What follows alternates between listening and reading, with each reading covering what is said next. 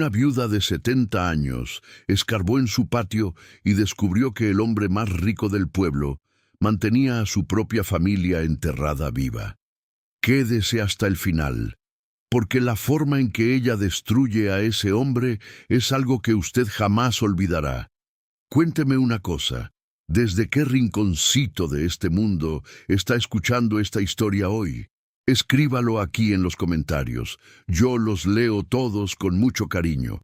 Y si necesita un abrazo en el alma, suscríbase de una vez a nuestro canal. Tenemos videos nuevos todos los días para traer una gotita de esperanza a este mundo que a veces parece tan cruel. Muchas gracias por estar aquí conmigo. Vamos a la historia. La tierra que el diablo olvidó, el sol, del final de la tarde castigaba el rostro marcado por el tiempo de Doña Rosa. A sus 70 años, tenía manos que contaban historias de toda una vida de trabajo duro, callos gruesos que eran como medallas de su resistencia. El viento cálido levantaba el polvo del camino de tierra, ensuciando el dobladillo de su sencillo vestido de algodón, pero a ella no le importaba. Sus ojos, de un castaño profundo y cansado, estaban fijos en la cerca caída de madera podrida que marcaba la entrada de su nueva casa. El letrero descolorido, casi ilegible, colgaba de un solo clavo oxidado. Era la antigua finca La Higuera, un pedazo de tierra olvidado por Dios y evitado por todos los habitantes de la región. En el pequeño pueblo rural donde vivían, allá por los años 70, la noticia de que la viuda Rosa había gastado todos sus escasos ahorros, el dinero sudado que le había dejado su difunto marido para comprar esa propiedad abandonada, corrió más rápido que el fuego en pasto seco. Las comadres en la puerta de la iglesia murmuraban, sacudiendo la cabeza con desaprobación. El dueño de la tienda de abarrotes, don Antonio, llegó a decirle en la cara que era una locura, que esa tierra estaba maldita, que nada prosperaba allí desde hacía más de 10 años.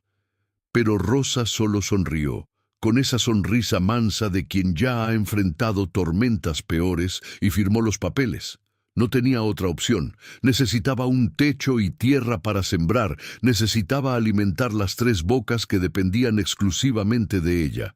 Detrás de Rosa, el sonido de pasos arrastrados rompía el silencio de la maleza alta. Era Miguel, su hijo mayor, de 15 años. El muchacho cargaba 2 pesados bultos de ropa y ollas, con el sudor escurriéndole por la frente juvenil que ya cargaba con la preocupación de un adulto. Justo detrás de él venía la pequeña Clara, de 10 años, sosteniendo firmemente la mano del menor, el pequeño Joseíto, de apenas 2 años, que tropezaba con sus propias piernitas intentando seguir el ritmo de sus hermanos. Ellos eran la única riqueza que Rosa poseía en el mundo, y era por ellos que estaba dispuesta a enfrentar la maleza, la soledad y las miradas de lástima del pueblo. «Llegamos, mis niños», dijo Rosa, con voz ronca, pero cargada de una esperanza terca. «Puede que no parezca gran cosa ahora, pero con un poco de sudor y la gracia de Dios, esto se convertirá en un paraíso». Miguel soltó los bultos en el suelo con un suspiro pesado, mirando hacia la casa principal. Era una construcción de bahareque y tejas rotas, con ventanas que parecían ojos vacíos, mirando a la familia. La maleza crecía alta, casi tragándose el portal, y había un fuerte olor a humedad y abandono en el aire. Pero lo que más llamaba la atención en la propiedad no era la casa en ruinas, sino la inmensa higuera que se alzaba en el fondo del patio. Sus ramas eran tan gruesas y retorcidas que parecían los brazos de un gigante intentando atrapar el cielo. Había algo en ese árbol, una sombra que parecía más densa de lo que debería ser, un frío que cortaba el aire caliente del verano cada vez que el viento soplaba entre sus hojas oscuras. Rosa sintió un escalofrío en la espalda al mirar la higuera, pero rápidamente apartó ese pensamiento. No había tiempo para supersticiones ni miedos tontos. La noche estaba cayendo, y necesitaban limpiar al menos un cuarto para dormir. Los primeros días fueron de un trabajo exhaustivo, de romperse la espalda. Rosa y Miguel se despertaban antes de que cantara el gallo, cuando el cielo aún era una mancha morada y fría. Con machetes y azadones desafilados, luchaban contra la maleza alta, limpiando el terreno alrededor de la casa. Clara cuidaba a Joseíto e intentaba preparar alguna comida con el poco frijol y harina de maíz que habían traído. El agua tenían que sacarla de un pozo antiguo que rechinaba y gemía con cada balde que sacaban. A Rosa le dolía cada músculo del cuerpo, le crujían las articulaciones, pero no se detenía. Veía la tierra oscura y húmeda debajo de la maleza seca y sabía que allí había vida. Solo necesitaba despertarla. Fue al quinto día cuando la necesidad tocó a la puerta con más fuerza. Las provisiones se estaban acabando.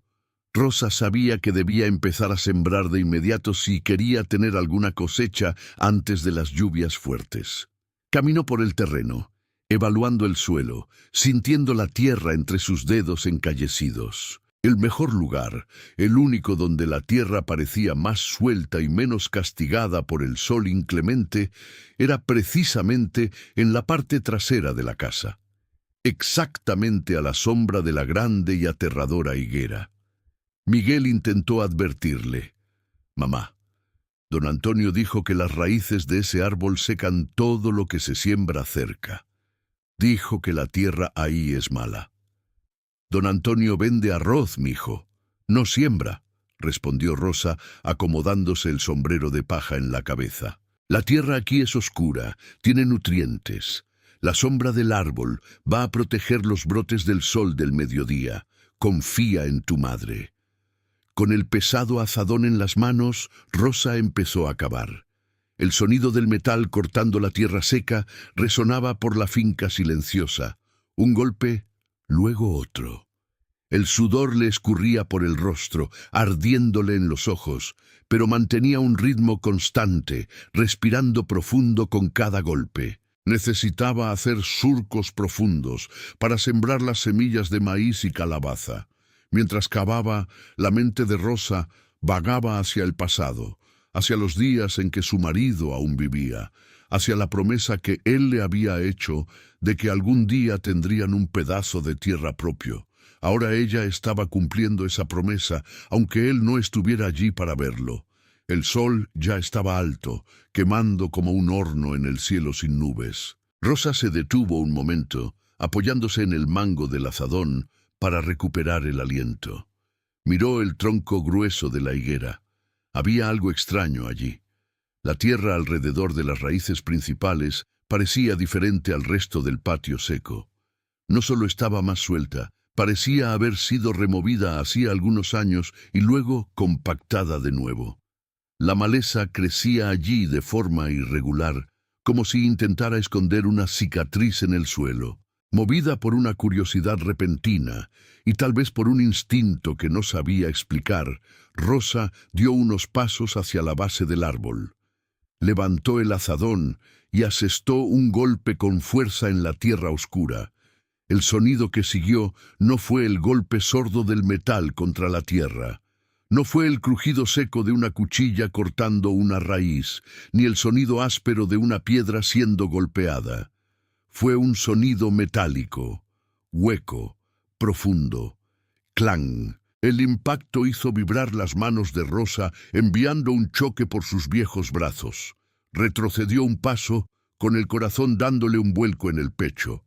El silencio que siguió pareció ensordecedor, roto únicamente por el llanto distante del pequeño Joseíto dentro de la casa. Rosa tragó saliva, miró la tierra removida. Con las manos temblorosas, soltó el azadón y se arrodilló en el suelo sucio. Ignorando el dolor en las rodillas, empezó a apartar la tierra con sus propias manos, escarbando frenéticamente como un perro en busca de un hueso. La tierra estaba suelta, fácil de sacar. Sus dedos rasparon algo duro y frío. Cavó más rápido, con la respiración agitada, hasta que la luz del sol reveló lo que estaba enterrado allí. No era una piedra.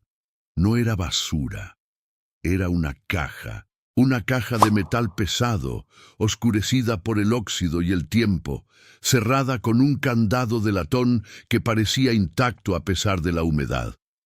Rosa se quedó paralizada, con las rodillas hundidas en la tierra y los ojos muy abiertos mirando el objeto. El viento sopló de nuevo por las ramas de la higuera, trayendo ese frío antinatural que le erizó los vellos de los brazos. Pasó su mano sucia de tierra sobre la tapa de la caja, limpiando el exceso de suciedad, y notó que había algo grabado en el metal. Eran iniciales. Iniciales que conocía muy bien, iniciales que pertenecían al hombre más poderoso, temido y respetado de toda la región. ¿Qué hacía un objeto de ese hombre enterrado en el patio de la finca más miserable del pueblo? Rosa agarró el asa de la caja e intentó tirar de ella, pero era pesada, increíblemente pesada. Y mientras luchaba por desenterrar aquel secreto oxidado, no se dio cuenta de que, a lo lejos, en el camino de tierra, una camioneta negra y lujosa se había detenido y alguien desde dentro del vehículo la observaba en silencio a través del polvo. El baúl de óxido y lágrimas, el polvo, levantado por la camioneta negra, tardó en asentarse en el camino de tierra. Pero doña Rosa no se quedó parada para ver quién estaba dentro del vehículo. El instinto habló más fuerte que la curiosidad. Con un esfuerzo que hizo gritar de dolor a sus viejos músculos, sacó la pesada caja de metal del hoyo. El objeto estaba cubierto de tierra húmeda y raíces finas que se aferraban a él como telarañas. Mirando a los lados, asegurándose de que estaba sola, Rosa arrastró el baúl hasta un costado de la casa, escondiéndolo debajo de una lona vieja y manchada de pintura que había encontrado en el patio. Volvió rápidamente al hoyo debajo de la higuera, echó la tierra de vuelta con el azadón y la pisó, disimulando el lugar para que pareciera solo un surco recién preparado para la siembra. El corazón le latía desbocado en el pecho, y una angustia inexplicable se apoderaba de su alma. El resto de la tarde pasó como un borrón. Rosa preparó un caldo ralo de frijoles para sus hijos. Bañó al pequeño Joseíto en un platón de zinc y los acostó a todos a dormir en el único cuarto que habían logrado limpiar. La noche en la finca abandonada era densa, pesada. No había luz eléctrica, solo la oscuridad profunda del campo, cortada por el canto solitario de los grillos y el ulular lejano de un búho. Cuando la respiración de los tres niños se volvió pesada y rítmica, indicando que estaban en un sueño profundo, Rosa se levantó de puntillas, encendió una pequeña lámpara de queroseno, protegiendo la débil llama con su mano encallecida, y salió por la puerta trasera. El aire nocturno estaba helado. Retiró la lona vieja y descubrió la caja de metal. Con la ayuda de la lámpara pudo ver mejor las iniciales grabadas en la tapa. T.M.A. Teodoro Monteiro de Alcántara. El coronel Teodoro, el dueño de la mitad de las tierras de la región, dueño del banco del pueblo, el hombre que había donado la campana de bronce para la iglesia principal y que se sentaba en la primera fila de la misa todos los domingos. Un hombre temido por su riqueza, pero respetado por su supuesta caridad, que hacía un baúl con su nombre enterrado en el patio de una finca que nadie quería. Rosa fue hasta el pequeño cobertizo de herramientas y encontró una barreta de hierro oxidada y un martillo pesado. Volvió junto a la caja, se sentó en el suelo de tierra y encajó la punta de la barreta en la argolla del candado de latón. Dudó un segundo. Sabía que estaba invadiendo algo que no le pertenecía, pero la tierra ahora era suya, y lo que la tierra devolvía también era suyo. Apretando los dientes, golpeó la barreta con el martillo. El sonido metálico pareció demasiado fuerte en la noche silenciosa. Se detuvo, contuvo la respiración y miró hacia la ventana del cuarto de los niños. Nadie se movió. Volvió a golpear, y otra vez, Al cuarto golpe, el viejo candado cedió con un chasquido seco, partiéndose por la mitad. Con las manos temblorosas, Rosa tiró del pestillo y levantó la pesada tapa. Las bisagras crujieron, un sonido agudo que recordaba a un lamento. Un fuerte olor a humedad, papel viejo y flores secas subió del interior del baúl. Rosa acercó la lámpara. Allí no había dinero, no había joyas, oro ni escrituras de tierras, como llegó a imaginar por un breve momento. El baúl estaba forrado con una tela de terciopelo burdeos, ahora descolorida y manchada por la humedad. Sobre el terciopelo había pequeños fajos de cartas atados con cintas de raso, algunas fotografías en blanco y negro y un cuaderno grueso con tapa de cuero oscuro. Rosa tomó la primera fotografía. La luz amarillenta de la lámpara iluminó el rostro de una mujer hermosísima, de cabello oscuro y mirada triste, vestida con ropas finas. En su regazo, una niña de no más de 5 años, con un lazo de cinta en el pelo y una sonrisa tímida. Rosa reconoció a la mujer de inmediato, aunque no la veía desde hacía casi 10 años. Era doña Carmen, la esposa del coronel Teodoro. La niña era la pequeña Elena, la única hija del matrimonio. La historia que todos en el pueblo conocían, la historia que el propio hacendado contaba con lágrimas en los ojos, en las cantinas y en las plazas, era una tragedia de traición.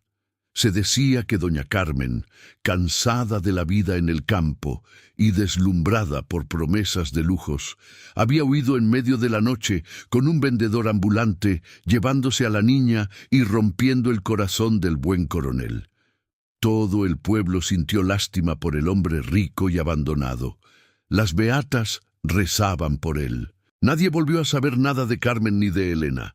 La historia se convirtió en leyenda, un ejemplo de lo que la ambición le hacía a las mujeres. Rosa dejó la foto a un lado y tomó el cuaderno de cuero. Era un diario. Lo abrió en la primera página. La caligrafía era delicada, pero parecía apresurada, temblorosa.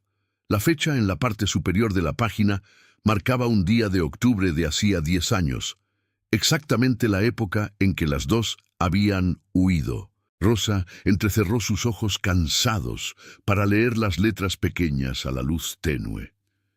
Si alguien encuentra este cuaderno, por favor, tenga piedad de nosotras. Mi nombre es Carmen Monteiro de Alcántara. Yo no huí. Nunca abandonaría mi casa por voluntad propia. Teodoro no es el hombre que todos piensan. Su caridad es una máscara para esconder al monstruo que vive dentro de nuestra casa. Sus celos no son amor, son una enfermedad que lo consume. No me deja ir ni al portón. Despidió a todas las empleadas para que yo no tuviera con quién hablar. Hoy golpeó a Elena porque le sonrió al hijo del panadero a través de la ventana. Rosa sintió un nudo en la garganta. Pasó las páginas rápidamente, leyendo fragmentos sueltos. Eran relatos de terror diario, agresiones silenciosas, puertas cerradas con llave por fuera, gritos ahogados con almohadas. El coronel Teodoro, el gran benefactor del pueblo, mantenía a su propia familia bajo un régimen de terror absoluto. Pero fue la última página del diario, escrita con letras grandes y borrosas por manchas que parecían lágrimas secas, la que hizo que se le helara la sangre en las venas. Descubrió que yo estaba juntando dinero para huir con Elena. Encontró mi maleta. Su mirada. Nunca vi tanto odio. Dijo que si no podemos ser de él, no seremos de nadie más, ni del mundo allá afuera. Nos arrastró por el pelo. Dijo que el mundo pensará que nos fuimos, pero que nosotras nunca más veremos la luz del sol. Mandó a los albañiles a sellar con cemento las ventanas del sótano de la casa principal la semana pasada, diciendo que era para evitar goteras. Era mentira. El sótano es nuestra tumba. Está bajando las escaleras ahora. Puedo escuchar el ruido de las llaves. Que Dios nos ayude. Estamos atrapadas debajo de su casa. Estamos en el sótano. La página terminaba allí, con un trazo brusco de tinta. Rosa dejó caer el cuaderno en su regazo. Sintió que le faltaba el aire en los pulmones. Miró hacia la oscuridad que rodeaba la finca. Carmen y Elena no habían huido a la capital, no habían abandonado al coronel. Hacía 10 años que el pueblo entero lloraba el dolor de un marido traicionado, mientras que, justo en sus narices, en el centro del pueblo, en la casona más rica y lujosa de la plaza principal, 2 mujeres estaban enterradas vivas, y el patrón dormía tranquilamente en el piso de arriba. El ruido de una rama rompiéndose en la maleza hizo que Rosa diera un respingo. Apagó la lámpara de un soplido desesperado, sumergiéndose en la oscuridad total. Su corazón latía tan fuerte que creyó que le iba a romper el pecho. Abrazó el diario contra su cuerpo, temblando de pies a cabeza. Ella, una viuda vieja, pobre y sola, ahora cargaba con el secreto que podría destruir al hombre más peligroso del pueblo. Y si él descubría que la caja ya no estaba bajo tierra, ella y sus 3 hijos serían los siguientes en desaparecer sin dejar rastro. El peso del silencio la noche nunca le pareció tan larga a doña Rosa. Acostada en su cama de resortes que rechinaba con cada respiración, miraba fijamente el techo de madera podrida del cuarto, escuchando el viento silbar por las rendijas de la ventana mal cerrada. El diario de tapa de cuero oscuro reposaba debajo de su almohada, y sentía como si estuviera apoyando la cabeza sobre una brasa encendida. El calor del secreto parecía quemarle la piel. Cerraba los ojos y veía el rostro triste de doña Carmen y la sonrisa inocente de la pequeña Elena. 2 almas tragadas por la oscuridad, enterradas vivas bajo el piso del hombre que se las daba de santo en la misa de los domingos. En el cuarto de al lado, el llanto bajito de Joseíto, que soñaba con alguna tontería de niños, hizo que Rosa se levantara. Caminó descalza por el suelo de tablas frías, con el camisón de algodón arrastrándole por los talones. Al llegar a la puerta del cuarto de sus hijos, observó las 3 siluetas dormidas. Miguel, con un brazo protector echado sobre su hermana de en medio, Clara. Joseíto acurrucado en la esquina de la cama improvisada. Ellos eran su vida, la sangre de su sangre. Por ellos, Rosa había soportado el hambre, el luto y la humillación de ser tratada como loca por todo el pueblo. «Dios mío, ¿qué hago?», susurró a la oscuridad, con las manos encallecidas apretando el marco de la puerta. Si iba a la comisaría del pueblo, ¿qué pasaría? El comisario Peixoto era compadre del coronel Teodoro. Cada fin de año, el coronel mandaba matar el novillo más gordo de su hacienda y le enviaba la mitad a la casa del comisario. Si una viuda pobre, habitante de una finca abandonada, llegaba allí acusando al hombre más rico de la región de mantener a su esposa y a su hija en cautiverio durante 10 años, Peixoto se le reiría en la cara. Peor aún, la metería presa por robo, por haber violado una caja que no le pertenecía, y mandaría a sus hijos al orfanato de las monjas en la capital. Y si buscaba al padre Ignacio. El viejo cura era un hombre bueno, pero miedoso. El techo de la iglesia, las bancas de caoba, hasta la campana de bronce, todo había sido pagado con el dinero del coronel. El padre dependía de esa caridad para mantener la parroquia en pie. Nadie le creería a ella. La palabra de una mujer vieja y sin bienes no valía ni el polvo que pisaba, mientras que la palabra del coronel era la ley misma. El gallo cantó en el patio, anunciando que el sol empezaba a rasgar el cielo oscuro, tiñendo las nubes de un rojo color sangre. Rosa no había pegado el ojo ni un solo minuto. Fue a la cocina, una estructura sencilla con un fogón de leña de barro que Miguel había ayudado a remendar. Con movimientos mecánicos, con el cuerpo pesado por la falta de sueño, encendió el fuego. El olor a humo de leña de eucalipto llenó el ambiente, mezclándose poco después con el aroma fuerte del café ralo colado en el colador de tela. Miguel fue el primero en despertar. El muchacho entró en la cocina frotándose los ojos, vistiendo el mismo pantalón remendado del día anterior. Se detuvo en la puerta y frunció el ceño al mirar a su madre. «Está pálida, mamá. ¿Durmió mal?» «Parece que hubiera visto un fantasma», dijo el muchacho sentándose en el banco de madera alrededor de la mesa coja. Rosa forzó una sonrisa, sirviéndole el café en el jarro de peltre desportillado de su hijo.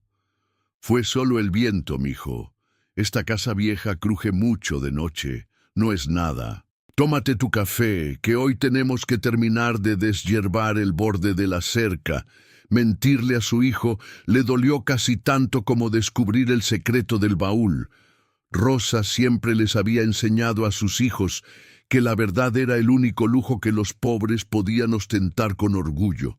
Pero ahora la verdad era una sentencia de muerte. Necesitaba más pruebas, necesitaba saber exactamente dónde quedaba ese sótano, cómo era la entrada, si había guardias. El diario de Carmen debía tener esas respuestas, pero no podía simplemente andar cargando ese cuaderno grueso de arriba para abajo. Si alguien lo veía, si el coronel sospechaba.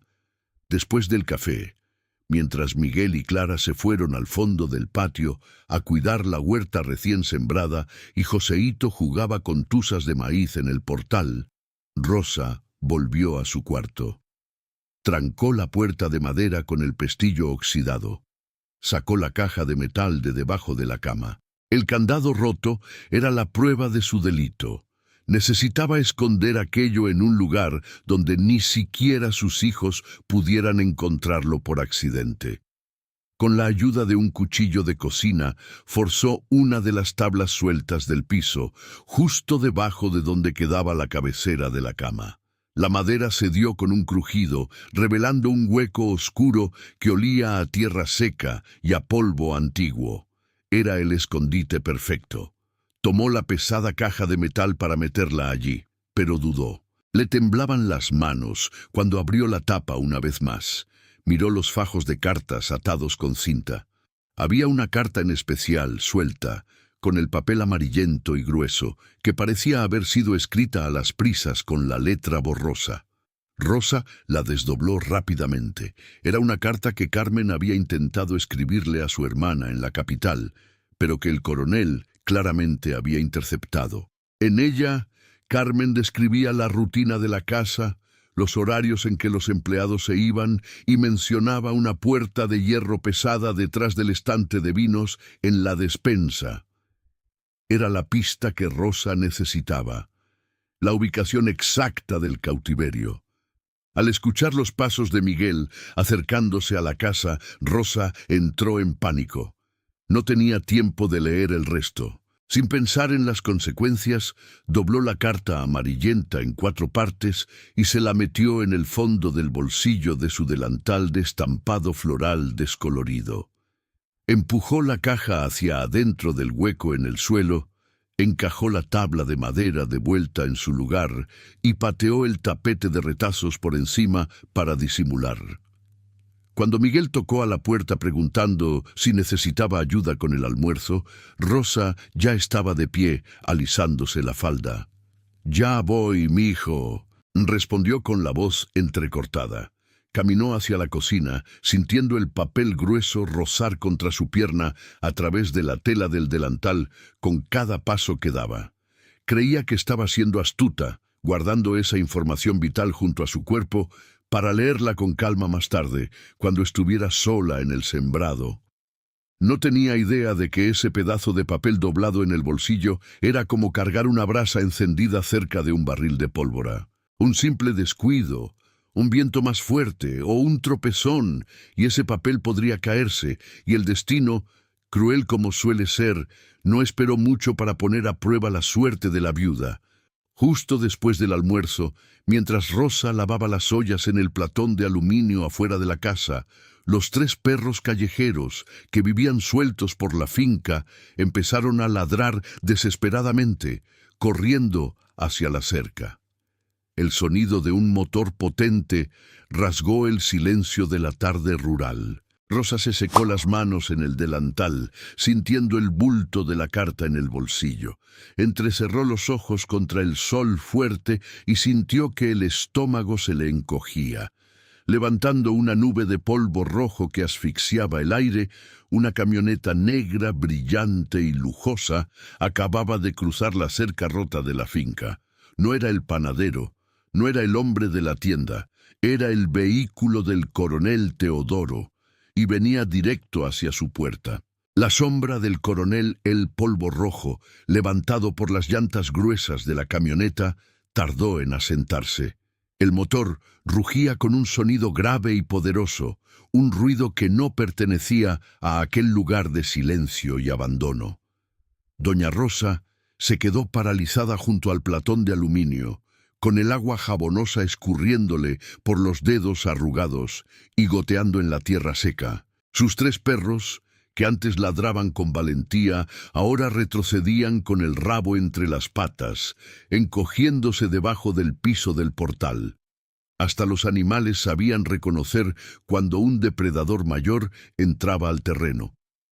La puerta del vehículo se abrió con un suave chirrido metálico.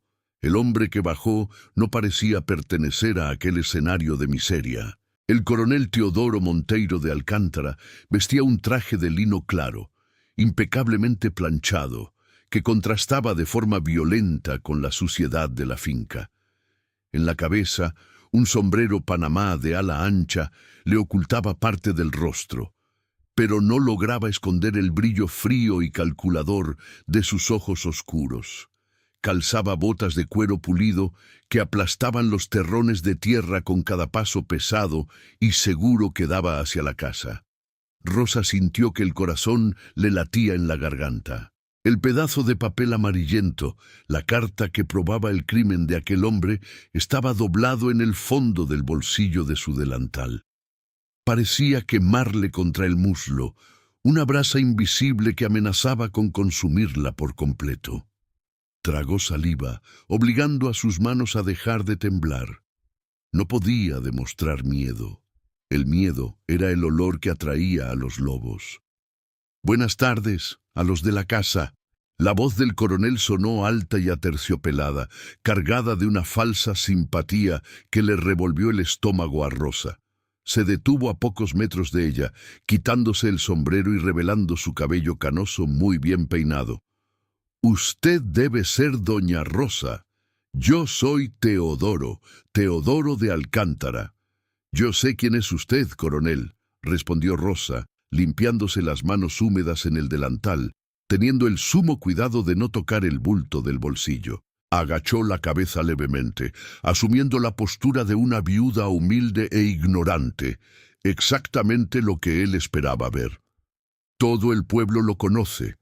Es un honor recibir una visita tan ilustre en mi humilde pedazo de tierra. ¿Acepta un vaso de agua fresca? Es de pozo, pero es limpia». «Sí, acepto, doña Rosa. El calor de hoy está castigando», dijo él esbozando una sonrisa que no le llegó a los ojos. Rosa caminó a pasos cortos hacia la cocina, sintiendo la mirada pesada del coronel quemándole la espalda. Cuando volvió con un vaso de vidrio, encontró a Teodoro parado en el borde del portal. Miguel, su hijo de 15 años, había salido de la huerta y estaba parado frente a la puerta, agarrando el azadón con fuerza, con el cuerpo tenso, poniéndose como un escudo entre el hombre rico y sus hermanos menores, Clara y Joseíto, que espiaban asustados por la rendija de la ventana. El coronel tomó el vaso, bebió un sorbo lento y miró a Miguel. «Muchacho fuerte el suyo. Va a ser un buen trabajador en el campo. Es bueno tener un hombre en la casa, ¿no es así, doña Rosa? La vida en el campo es muy dura para una mujer sola». «Dios me dio buenos hijos, coronel. Uno hace lo que puede», respondió ella con voz mansa. «Sabe, doña Rosa», empezó Teodoro, devolviendo el vaso. Empezó a caminar lentamente por el patio, mirando la casa vieja, el techo remendado y la maleza rala. «Estas tierras le pertenecieron a mi abuelo. Estuvieron abandonadas por mucho tiempo. Cuando don Antonio, el de la tienda, me dijo que una viuda había comprado la finca La Higuera con el dinero contado, confieso que me dio curiosidad. ¿Por qué aquí? Una tierra tan cansada, tan olvidada. ¿Qué le vio de bueno a este lugar? La pregunta no era inocente. Era una trampa. La estaba sondeando, tanteando el terreno. Fue lo que mi dinero pudo pagar, coronel, mintió Rosa con la naturalidad de quien cuenta una historia triste. Mi difunto marido siempre soñó con tener un rinconcito para sembrar nuestros frijoles. La tierra es pobre, lo sé, pero con sudor y abono uno saca el sustento. No tengo ambición de riqueza, solo de no dejar que mis hijos pasen hambre. Teodoro asintió despacio, pareciendo satisfecho con la respuesta de una mujer pobre y sin instrucción. Pero entonces giró el rostro hacia el fondo del patio. Sus ojos se clavaron en la inmensa higuera de ramas retorcidas. A Rosa se le heló la sangre. A pasos lentos, con las manos cruzadas a la espalda, el coronel caminó hacia el árbol. Rosa lo siguió a una distancia segura, con las piernas pesadas como plomo. Cada paso que él daba hacia la higuera era un paso hacia la tumba donde había estado enterrado el baúl. Se detuvo exactamente debajo de la densa sombra del árbol. Miró al suelo. Rosa había tapado el hoyo, echado tierra por encima y pisado para nivelarlo. Pero la tierra allí todavía estaba claramente más oscura y suelta que el resto del patio seco. Era obvio que alguien había cavado allí recientemente. El silencio se estiró, tenso como la cuerda de una guitarra a punto de reventar. El coronel señaló el suelo con la punta de su bastón de madera fina, que Rosa ni siquiera había notado que llevaba. «¿Usted anduvo cavando por aquí, doña Rosa?», preguntó. El tono de voz había cambiado. La falsa simpatía desapareció, dando paso a una frialdad cortante. «La tierra está removida, justo en la raíz de la higuera». Rosa sintió una gota de sudor frío escurrirle por la espalda.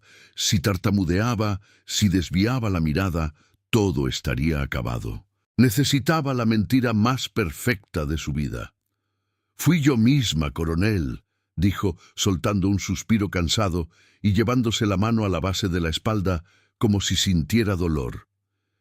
«La gente del pueblo dice que esta higuera está maldita, que seca todo.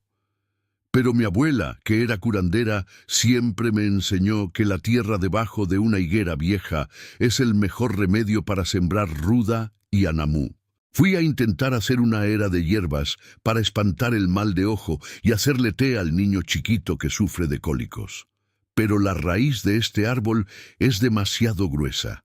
Casi rompo mi azadón y me rendí. Terminé tapando el hoyo de nuevo. Lo miró directamente a los ojos, sosteniéndole la mirada con la valentía de una madre que protege a sus crías.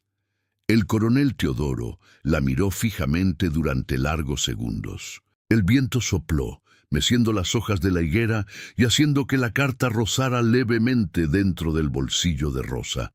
Parecía buscar cualquier señal de mentira en el rostro arrugado de la viuda. Finalmente, la tensión en sus hombros pareció ceder. Esbozó aquella sonrisa falsa una vez más. «Usted es una mujer de mucha fe, doña Rosa, y de mucha valentía también», dijo acomodándose el sombrero en la cabeza. «Pero tenga cuidado, esta tierra es muy antigua. A veces uno cava buscando raíces para remedios y termina encontrando cosas que deberían seguir enterradas. Plagas, culebras, cosas peligrosas. No cabe muy profundo.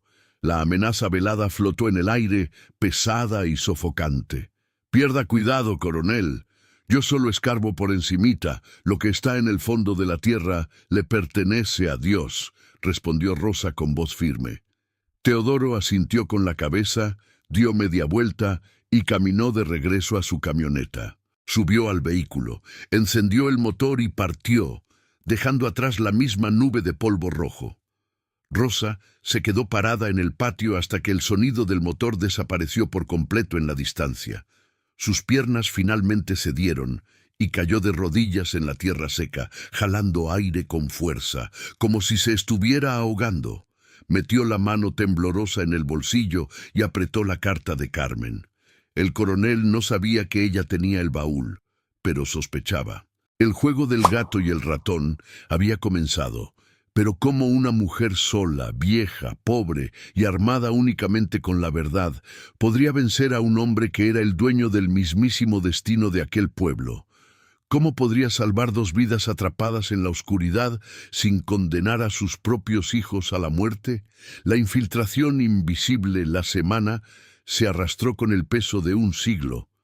Doña Rosa sabía que el coronel Teodoro no era hombre de olvidar una sospecha. Cada vez que una rama crujía de noche en el patio, imaginaba que era el capataz de la hacienda viniendo a silenciarla para siempre. Pero el miedo, en lugar de paralizarla, encendió una hoguera en su pecho. Necesitaba estar segura. Necesitaba saber si doña Carmen y la niña Elena, ahora ya toda una mujer, aún respiraban en aquella tumba de concreto debajo de la casona. Pero, ¿cómo una viuda andrajosa podría entrar en la fortaleza del hombre más poderoso del pueblo sin levantar sospechas? La respuesta vino del cazo de cobre abollado que reposaba en el fogón de leña. En aquella época, nadie le prestaba verdadera atención a las ancianas que vagaban por las calles de tierra vendiendo dulces. Eran invisibles, eran solo parte del paisaje, como los postes de madera o los perros callejeros. Rosa juntó las pocas calabazas que Miguel había cosechado de una vieja siembra y el resto del azúcar que tenían en la despensa. Pasó la madrugada meneando el dulce en el cazo, con el olor a clavo y canela llenando la pequeña cocina, enmascarando el olor del miedo que sudaba en frío. Hizo también cocadas blancas, moldeando cada una con el cariño de quien prepara una ofrenda. Por la mañana acomodó todo en una canasta de paja, lo cubrió con un secador blanquísimo, el único que le quedaba sin remiendos, y llamó a Miguel. «Voy hasta el pueblo a intentar vender estos dulces, mijo. El dinero no alcanza y necesitamos harina de maíz», mintió, acomodándose el chal sobre los hombros cansados. «Tranca la puerta. No dejes que los niños salgan del patio, y si aparece alguien, dile que fui a rezar a la iglesia». La caminata hasta el centro del pueblo fue larga y agotadora. El sol del mediodía le quemaba la nuca y la canasta le pesaba en el brazo, pero las piernas de Rosa eran movidas por una fuerza que no venía de los músculos, venía del alma. Cuando finalmente divisó la casona del coronel Teodoro, se le hizo un nudo en el estómago. La propiedad ocupaba una cuadra entera frente a la plaza principal. Muros altos y encalados de blanco escondían los jardines y un inmenso portón de hierro forjado custodiaba la entrada principal. Era una verdadera fortaleza. Rosa no fue por el frente. Rodeó el muro hasta el callejón lateral, donde quedaba la puerta de servicio, por donde entraban las cocineras, las lavanderas y los repartidores de leña. La puerta estaba emparejada. Empujó la pesada madera y entró al patio de piedra, con el corazón latiendo tan fuerte que temió que las empleadas pudieran escucharlo. La cocina de la casona era más grande que toda la casa de Rosa. Ollas de hierro bien restregadas brillaban colgadas sobre un fogón colosal de 6 hornillas. 3 mujeres trabajaban allí, picando verduras y sazonando carnes. El olor a ajo sofrito en manteca de cerdo era embriagador, un lujo que Rosa no sentía desde hacía meses. «Con permiso, muchachas», llamó Rosa, afinando la voz para parecer aún más frágil y cansada de lo que realmente estaba. «Disculpen la intromisión. Soy Rosa, la viuda de por los rumbos de la finca La Higuera. Hice unos dulces de calabaza y unas cocadas. De casualidad, ¿no tendrán unas moneditas para endulzarse la boca y ayudar a una madre de familia?» La cocinera principal, una mujer robusta de rostro bondadoso, se secó las manos en el delantal y se acercó, mirando con lástima la figura encorvada de Rosa. «Ay, doña Rosa, nos enteramos de que usted compró esa tierra mala. Que Dios la ayude», dijo la mujer, agarrando 2 cocadas y sacando unas monedas del bolsillo del delantal. Las otras empleadas también se acercaron, distraídas con los dulces y con el chisme sobre la viuda a la que todos llamaban loca. Era la oportunidad que Rosa necesitaba. «Que Dios se lo pague, mija. La caminata me dejó la garganta seca. ¿Le importaría regalarme un vasito de agua bien fría, de esa del filtro de barro?», pidió Rosa, señalando hacia el rincón más alejado de la cocina. «Claro, señora. Siéntese ahí en el banquito que yo se la sirvo». La cocinera se dio la vuelta. Las otras 2 volvieron al lavadero para enjuagarse las manos pegajosas de azúcar. En un segundo, la anciana frágil desapareció. Con la agilidad de un gato asustado, Rosa se escabulló fuera de la cocina, entrando al pasillo oscuro que conducía al interior de la casa. El piso era de tablas anchas de madera fina, enceradas hasta reflejar como un espejo. El olor a cera para pisos y tabaco de liar impregnaba el aire. Se llevó la mano al bolsillo del vestido, sintiendo el bulto de la carta. Se sabía la instrucción de memoria: puerta de hierro pesada detrás del estante de vinos en la despensa. Necesitaba encontrar la despensa. Pasó por un comedor con una mesa de caoba donde cabrían 20 personas. Pasó por un despacho con estantes de libros que llegaban hasta el techo. Finalmente, al fondo del pasillo, debajo de la inmensa escalera que llevaba a los cuartos de arriba, vio una puerta entreabierta de donde salía un olor fuerte a quesos curados, costales de café y especias. Rosa se deslizó dentro del cuarto y cerró la puerta tras de sí, dejando apenas una rendija mínima para que entrara la luz. El lugar era inmenso, lleno de repisas atiborradas de provisiones que alimentarían a su familia por años. Y allá al fondo, ocupando toda la pared, estaba el estante de vinos, botellas empolvadas acostadas en nichos de madera oscura. Con las manos temblorosas, Rosa se acercó. El estante parecía fijo, pero notó marcas profundas de rayones en el piso de madera, como si aquel mueble pesado fuera arrastrado con frecuencia. Apoyó el hombro contra el costado del estante, afianzó los pies en el suelo y, haciendo una fuerza que casi le desgarra sus viejos músculos, empujó. El estante cedió unos palmos, deslizándose sobre rueditas escondidas. A Rosa se le fue el aire de los pulmones. Detrás del mueble, incrustada en la pared de piedra de los cimientos de la casa, había una puerta. No era de madera.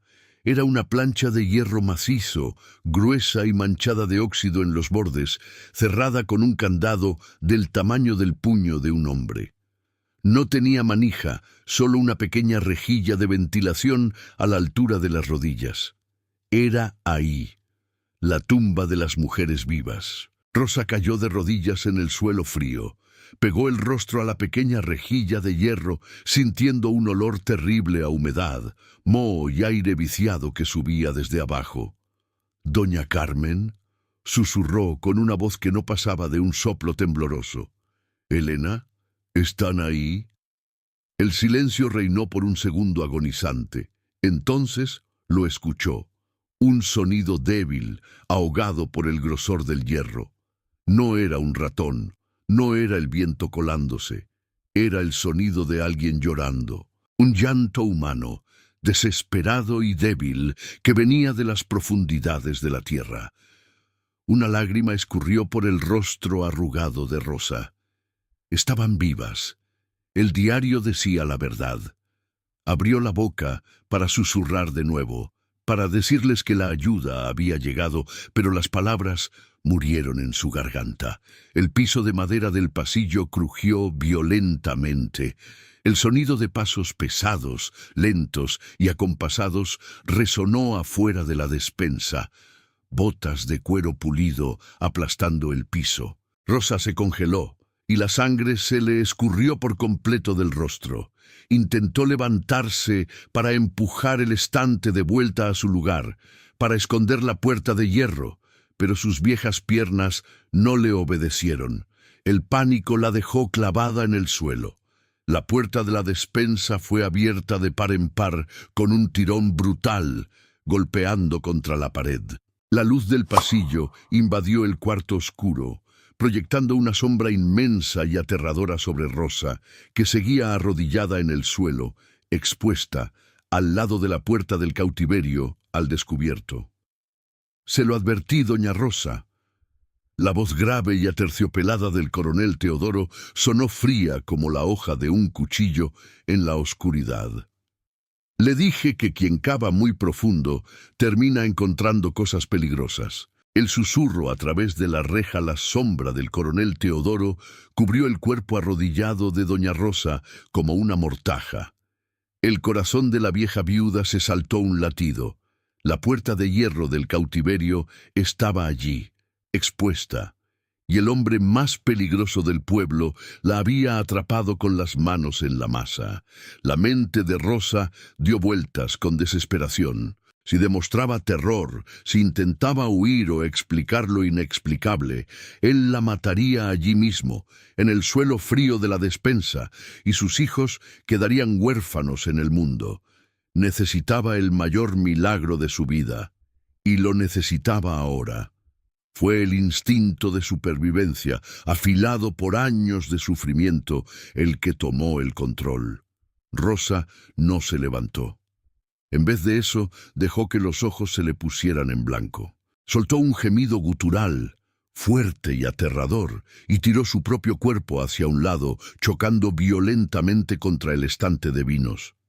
El impacto hizo que 3 botellas pesadas rodaran de las repisas y se hicieran pedazos en el piso de tablas, salpicando vino tinto que parecía sangre alrededor de su falda. Rosa empezó a temblar incontrolablemente, golpeando las manos contra el suelo, fingiendo un ataque, un patatús violento. Babeó la poca saliva que tenía en la boca, murmurando palabras sin sentido. El coronel retrocedió un paso, con el rostro contorsionado en una máscara de asco absoluto. Miró a la anciana sacudiéndose en el charco de vino y luego al estante que había sido levemente empujado por la caída. La arrogancia del hombre lo cegó ante la verdad. Para él, Rosa no era una investigadora astuta, era solo una vieja enferma, miserable y confundida, que se había sentido mal y había caído sobre sus vinos caros. «¿Qué infierno es este en mi casa?», rugió el coronel, con la voz resonando por los pasillos. «María, Sebastiana, vengan aquí ahora mismo». Las cocineras llegaron corriendo, con los rostros pálidos de pavor. Al ver la escena, soltaron gritos ahogados. «A la viejita le dio un patatús, coronel». «¡Misericordia! ¡Se está muriendo!», gritó la cocinera principal. «Pues que no se muera adentro de mi casa ensuciando mi piso», bramó él, limpiándose una gota de vino que le había salpicado en la bota. «Agarren a esta mujer por los brazos y tírenla en el callejón de afuera. Si no puede caminar, déjenla en medio de la calle para que se la lleve el carretón, y limpien esta porquería inmediatamente». Las mujeres obedecieron temblando. Agarraron a Rosa por las axilas, arrastrando su cuerpo desfallecido por el pasillo, pasando por la cocina y tirándola sin mucha ceremonia en el suelo de tierra del callejón lateral, junto con su canasta de dulces. Una de ellas le echó un vaso de agua en la cara a Rosa y volvió corriendo hacia adentro, trancando la puerta de servicio con fuerza. Rosa siguió tirada en la tierra sucia durante largos minutos, escuchando únicamente el sonido de su propia respiración agitada. Cuando estuvo segura de que nadie vendría tras ella, abrió los ojos. Le dolía el cuerpo entero por la caída falsa, pero estaba viva. Había engañado al diablo dentro de su propia casa. Lentamente se levantó, apoyándose en la pared de piedras rústicas que formaba los cimientos de la casona. El sol ya empezaba a bajar, pintando el cielo con tonos naranjas y morados. Rosa caminó con dificultad bordeando el muro lateral, con la mirada atenta a cada detalle de la construcción. Si la puerta de hierro quedaba al fondo de la despensa, incrustada en los cimientos, el sótano tenía que tener alguna salida de aire hacia la calle, por más pequeña que fuera. De lo contrario, las prisioneras ya se habrían asfixiado hacía años. Se metió por detrás de un matorral espeso de lenguas de suegra que crecía pegado al muro, en un rincón oscuro y maloliente del callejón donde el pueblo tiraba la basura. Sus ojos cansados escudriñaron las piedras hasta encontrar lo que buscaba. Casi a ras del suelo, escondida por las hojas gruesas, había una pequeña rejilla de hierro oxidada, no más grande que una caja de zapatos. Rosa cayó de rodillas en la tierra húmeda, ignorando el olor a basura. Metió la cara en medio de las plantas y pegó los labios a la rejilla fría. El aire que salía de allí era helado y olía a moho y a desesperación. «¿Doña Carmen?», susurró, con la voz entrecortada por la emoción. «¿Elena? ¿Alguien me escucha?». El silencio del otro lado fue cortante. Rosa cerró los ojos y una lágrima le escurrió por el rostro sucio de tierra. ¿Acaso había llegado demasiado tarde? ¿Acaso el coronel ya había hecho alguna maldad después del incidente en la despensa? «Por favor», imploró Rosa en un susurro. «Encontré el baúl. Lo sé todo. Vine a ayudar».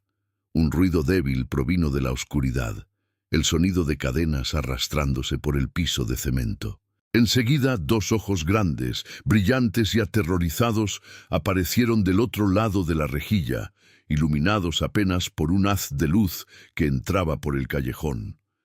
Era un rostro pálido como la cera, flaco, con los huesos de las mejillas marcados por el hambre. El cabello oscuro estaba enmarañado y sucio. Ya no era la niñita de la fotografía. Era Elena, ahora una mujer joven, que había florecido en la más completa oscuridad. «¿Quién es usted?». La voz de la muchacha era ronca, rasposa por la falta de uso, sonando como el crujir de hojas secas.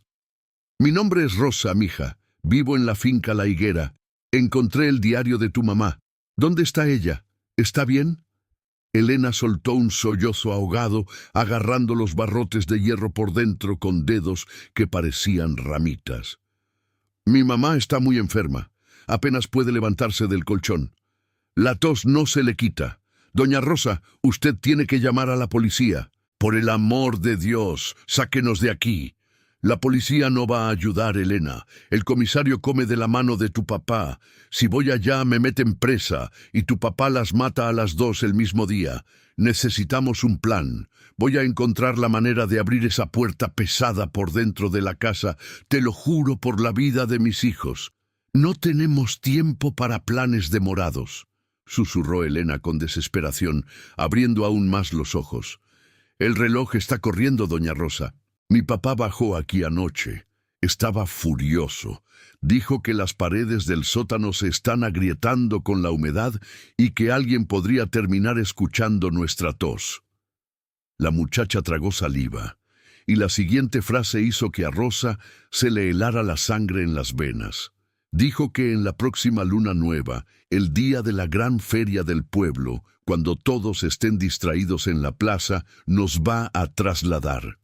Dijo que consiguió un lugar definitivo para nosotras, un lugar de donde nunca más tendremos que salir, la luna nueva. Rosa hizo las cuentas mentalmente. La fiesta de San Juan sería en exactamente 3 días. El coronel no iba a trasladarlas, las iba a asesinar y a enterrar los cuerpos mientras el pueblo entero celebraba en la plaza, con música alta y fuegos artificiales ahogando cualquier grito. «Las voy a sacar de ahí antes de eso, Elena. Te lo prometo. Aguanten. Busquen la forma de mantenerse fuertes», dijo Rosa, intentando transmitir una valentía que ella misma no sentía. Hizo el ademán de levantarse, sabiendo que no podía quedarse allí en el callejón por mucho tiempo. Pero antes de que Rosa pudiera apartar el rostro de la rejilla, Elena metió 2 dedos delgados por la rendija del hierro y agarró la manga del vestido de la viuda con una fuerza sorprendente. «¡Doña Rosa, espere!», susurró la muchacha con la voz temblorosa por un pavor indescriptible. «¿Usted dijo que vive en la finca La Higuera?» «Sí, mija. Fue ahí donde encontré el baúl».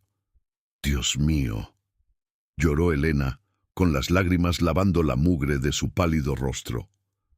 «Cuando mi papá bajó aquí ayer, dijo que ya tenía preparada nuestra tumba.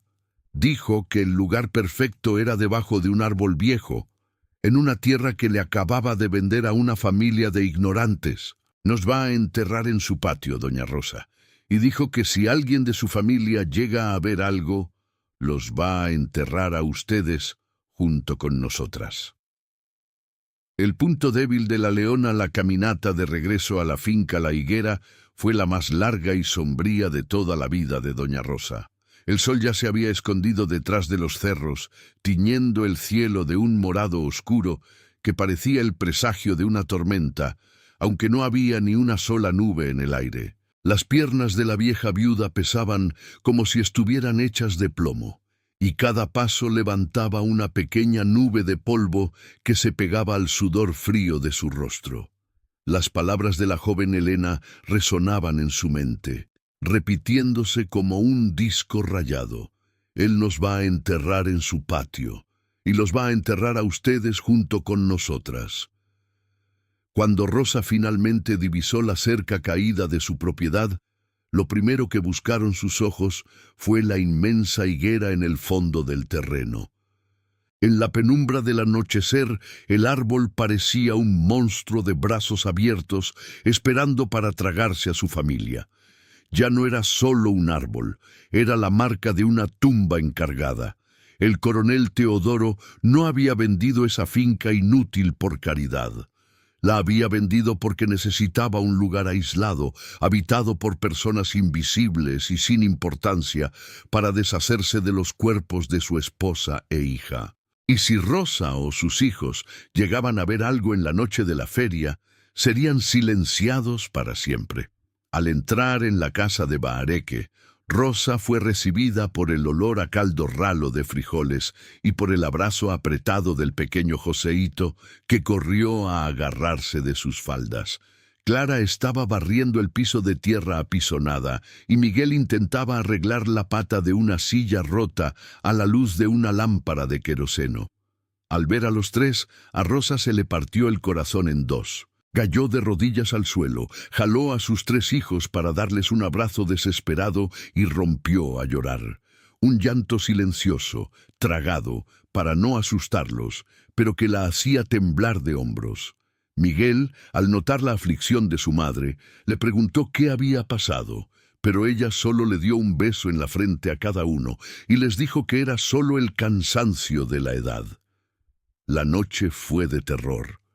Rosa no durmió. Pasó las horas sentada en una silla de paja en el portal, con el machete de Miguel apoyado en el regazo, vigilando el camino de tierra iluminado únicamente por la luz pálida de la luna.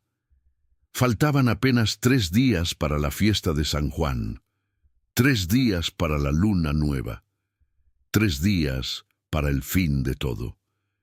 A la mañana siguiente, la realidad tocó a la puerta junto con el hambre.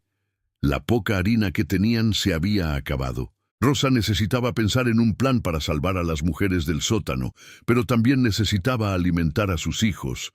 Le entregó las pocas monedas que había conseguido con la venta de los dulces a Miguel.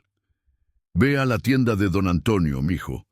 Compra harina de maíz, un pedazo de carne seca y ese jarabe para los cólicos de tu hermanito», le indicó, acomodándole el cuello de la camisa descolorida al muchacho.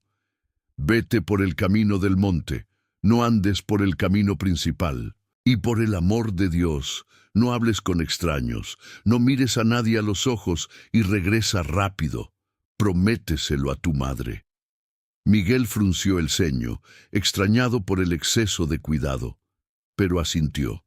«Se lo prometo, mamá. Vuelvo en un brinco». Las horas que siguieron fueron una verdadera tortura china para Rosa, Intentó deshiervar la huerta, intentó lavar ropa, pero le temblaban tanto las manos que dejaba caer las cosas. El sol subió, llegó el mediodía, y nada de que Miguel regresara. El muchacho solía hacer el trayecto en menos de una hora. Cuando el reloj imaginario de Rosa marcó la media tarde, el pánico se apoderó de ella. Ya se estaba amarrando el chal en la cabeza para ir a buscar a su hijo cuando los perros ladraron. Miguel venía caminando por el camino, pero no estaba corriendo. Caminaba despacio, con los hombros caídos y la cabeza gacha. Cuando se acercó a la cerca, Rosa sintió que el suelo desaparecía bajo sus pies. La camisa del muchacho, la única que tenía para salir, estaba rasgada en el hombro. Tenía la cara sucia de tierra y un rasguño rojo e hinchado en la mejilla. No traía ningún paquete en las manos, ni harina ni medicina. ¡Miguel! ¡Dios mío santo! ¿Qué te hicieron?, gritó Rosa corriendo hacia su hijo y agarrándole la cara con ambas manos, examinando la herida. El muchacho, que siempre intentaba ser el hombre fuerte de la casa, no aguantó. Se le llenaron los ojos de lágrimas de humillación y miedo. La voz le salió temblorosa, casi un susurro. «Fui a la tienda, mamá, como usted me mandó. Estaba esperando a que don Antonio pesara la harina. Pero entonces la camioneta negra se paró ahí enfrente. El coronel Teodoro entró. Rosa dejó de respirar. Clavó las uñas en los brazos de su hijo. «¿Qué te hizo, Miguel? Cuéntamelo todo». «No me pegó, mamá», sollozó Miguel, limpiándose la nariz con el dorso de la mano. Se acercó, sonriendo de esa forma rara. Pagó mi cuenta, tiró el dinero en el mostrador y le dijo a don Antonio que nuestra familia necesitaba caridad. Yo le dije que no quería, que nosotros teníamos dinero, pero su capataz, ese hombre enorme, con una cicatriz en el cuello, me empujó contra los estantes de vidrio. Ahí fue cuando se me rompió la camisa y me corté la cara. El capataz agarró mis compras y las tiró al suelo de tierra allá afuera para que se las comieran los cerdos. Rosa sintió una furia ciega, un odio tan profundo que la sangre pareció hervirle. Pero lo que Miguel dijo a continuación transformó el odio en puro terror. El coronel mandó al capataz que me soltara, me limpió el polvo de la ropa, se acercó bien a mi oído y me habló suavecito. «Mamá», me dijo, «dile a tu madre que la curiosidad es un animal que muerde. Dile que la tierra que compró es muy buena para cavar sepulturas, y sería una lástima que un muchacho tan joven y fuerte como tú, o esa hermanita tuya tan bonita, sufrieran un accidente en los caminos oscuros. La noche de San Juan suele ser muy peligrosa para los que andan fuera de la raya». Rosa abrazó a su hijo con fuerza, escondiendo su propio rostro en el hombro del muchacho para que no viera la desesperación absoluta en sus ojos. El coronel no necesitaba matarla. Sabía exactamente dónde golpear para destruirla. Había descubierto el punto débil de la leona, sus crías. El mensaje era claro como el agua de manantial. Si Rosa abría la boca, si intentaba cualquier cosa para salvar a Carmen y a Elena, sus hijos pagarían con su vida. Esa noche, encerrada en su cuarto, Rosa sacó la caja de metal de debajo del piso. Miró el diario de Carmen. Le sudaban las manos. Las ganas de echar aquel cuaderno al fuego del fogón de leña, armar los bultos de ropa y huir con sus hijos en medio de la madrugada eran casi insoportables. Podría irse a la capital, probar suerte en las calles, pedir limosna. Cualquier cosa era mejor que esperar a que llegara la muerte. Pero si huía, Carmen y Elena serían asesinadas en 3 días. La sangre de esas 2 mujeres inocentes mancharía sus manos para siempre. Escucharía el llanto de Elena a través de la reja hasta el último día de su vida. Rosa apretó el diario contra su pecho, con las lágrimas calientes mojando la tapa de cuero. El peso del mundo entero estaba sobre los hombros de una vieja viuda de manos encallecidas. Miró hacia la puerta del cuarto, escuchando la respiración suave de sus 3 hijos, durmiendo en la cama de al lado. ¿Qué debe hacer una madre cuando la única manera de salvar la vida de personas inocentes es poner la vida de sus propios hijos en la mira de un asesino poderoso? ¿Cómo puede alguien elegir entre la justicia y la sangre de su sangre? La alianza en las sombras. La mañana siguiente amaneció gris, con nubes pesadas y bajas que parecían reflejar el peso que aplastaba el corazón de doña Rosa. Había pasado la noche en vela, sentada en el borde de la cama, vigilando el sueño de sus hijos, con el machete de Miguel apoyado en las piernas. El coronel Teodoro había dejado claro que su familia era el blanco. Si intentaba ir a la policía, sus hijos no llegarían al fin de semana. Si intentaba huir del pueblo, el capataz del coronel los alcanzaría en los caminos desiertos antes de que anocheciera. Era una mujer acorralada, una leona atrapada en una jaula con sus crías, observando al cazador afilar el cuchillo del lado de afuera. Pero Rosa tenía algo que el coronel, con toda su arrogancia y riqueza, había subestimado: la fe inquebrantable y la sabiduría de quien ha pasado toda la vida sobreviviendo a las tormentas. Sabía que no podía vencer al hombre más poderoso del pueblo usando las leyes de los hombres, pues las leyes de aquel lugar tenían un precio, y el coronel ya las había comprado todas. Necesitaba una ley mayor, necesitaba una alianza con alguien que, aún con miedo, todavía le debiera cuentas a Dios. Preparó el desayuno en silencio. Después de darle de comer a los niños, llamó a Miguel a un rincón. El rostro del muchacho todavía estaba hinchado por el empujón que había recibido en la tienda. Rosa le tocó la herida con la punta de los dedos encallecidos, con el corazón sangrando por dentro, pero mantuvo la voz firme. «Miguel, préstale mucha atención a tu madre», le dijo mirándolo al fondo de sus ojos asustados. «Tranca las puertas y las ventanas, no dejes que Clara y Joseíto salgan al patio por nada del mundo. Si alguien toca, no respondas. Si los perros ladran, escóndanse debajo de mi cama. Tengo que ir al pueblo a resolver un asunto y vuelvo antes del almuerzo». «Mamá, no vaya. El coronel dijo que...». «El coronel es solo un hombre, mijo. Sangra y se muere igual que cualquiera de nosotros», la interrumpió Rosa, acomodándose el chal oscuro sobre la cabeza. «Haz lo que te mandé. Confía en tu madre». La caminata hasta el centro del pueblo la hizo por atajos y veredas en medio del monte. Rosa evitó el camino principal, escondiéndose detrás de los árboles cada vez que escuchaba el sonido de un caballo o de un motor a lo lejos. Cuando finalmente llegó a la plaza principal, los preparativos para la gran feria de San Juan ya estaban a todo vapor. Unos hombres levantaban puestos de madera y lona de colores.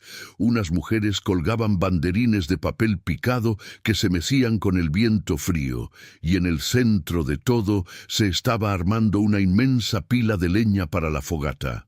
El pueblo entero estaba distraído con la fiesta. Rosa no miró la fogata. Sus ojos estaban fijos en la imponente iglesia parroquial, con sus paredes blancas y puertas de madera maciza. Irónicamente, toda la iglesia había sido remodelada con el dinero del coronel Teodoro. Las bancas de caoba, los vitrales de colores, hasta la campana de bronce que repicaba en lo alto de la torre. Todo era fruto de la caridad del hombre que mantenía a su propia esposa e hija enterradas vivas a pocos metros de allí. Subió las escalinatas de piedra y empujó la pesada puerta. El interior de la iglesia estaba oscuro, iluminado únicamente por la luz débil de las velas que parpadeaban en los altares laterales. El olor a cera derretida y a incienso antiguo le llenó los pulmones. No había nadie allí, excepto una figura encorvada, arrodillada en la primera banca, rezando el rosario. Era el padre Ignacio. El cura era un hombre anciano, de cabello ralo y blanco, con los hombros caídos por el peso de los años y de las confesiones ajenas. Era conocido por ser un hombre bueno, pero de espíritu débil. Vivía acobardado, siempre bajándole la cabeza al coronel, temiendo perder el sustento de la parroquia. Rosa caminó silenciosamente por el pasillo central, sin que sus zapatos viejos hicieran ruido en el piso de mármol. No fue hasta donde estaba el padre. En vez de eso, entró en la pequeña cabina de madera oscura del confesionario y se arrodilló en el suelo duro. «Padre Ignacio», llamó, con la voz sonando como un susurro fantasmal en la iglesia vacía. El padre se asustó, se levantó con dificultad y caminó hasta el confesionario, sentándose al otro lado de la rejilla de madera tallada. Se persignó. «En el nombre del Padre, del Hijo y del Espíritu Santo. ¿Qué aflige a tu alma, hija mía?». La voz del cura era mansa y cansada. «No vine a buscar perdón por mis pecados, padre. Vine a impedir que el diablo termine de hacer su trabajo», respondió Rosa, con la voz temblando de rabia y urgencia. «Soy Rosa, la viuda que compró la finca La Higuera». El padre suspiró al otro lado de la rejilla. «Ah, doña Rosa, todo el pueblo comenta sobre usted. Dicen que la soledad y la tierra mala le están causando confusión en la mente. Usted necesita paz, oración». «Necesito que se calle la boca y me escuche», cortó Rosa, sorprendiéndose a sí misma por su propia audacia. El cura ahogó un grito del otro lado escandalizado. «Usted enterró ataúdes vacíos hace 10 años, padre Ignacio. Usted lloró en el altar la huida de doña Carmen y de la niña Elena, pero ellas nunca huyeron. Están vivas, encerradas en el sótano de la casona del coronel Teodoro, y las va a matar en la noche de la feria».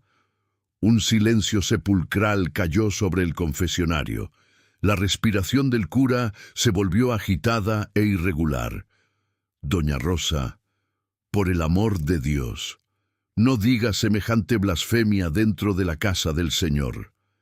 El coronel es el mayor benefactor de esta parroquia. Es un hombre de bien. El dolor de la viudez le está haciendo inventar locuras». «¿Locuras?». Rosa metió la mano en el bolsillo interno de su falda y sacó el diario de tapa de cuero. Lo apretó por la pequeña rendija por debajo de la rejilla de madera, empujándolo hacia el lado del cura. «Lea, padre, lea con sus propios ojos. La letra es de doña Carmen. Encontré esto enterrado en mi patio, junto con fotos de ellas. Fui a su casa ayer. Escuché la voz de Elena a través de la rejilla de ventilación en el callejón. Me suplicó que la ayudara». Rosa escuchó el crujir de las páginas al ser pasadas. Escuchó al padre encender un fósforo para leer en la oscuridad de la cabina. Los minutos que siguieron fueron una eternidad. Con cada página que el cura leía, Rosa escuchaba un gemido ahogado, un suspiro de horror. Finalmente, el sonido del llanto de un hombre viejo y quebrado resonó en el confesionario. «Misericordia divina», sollozaba el padre con la voz entrecortada por las lágrimas.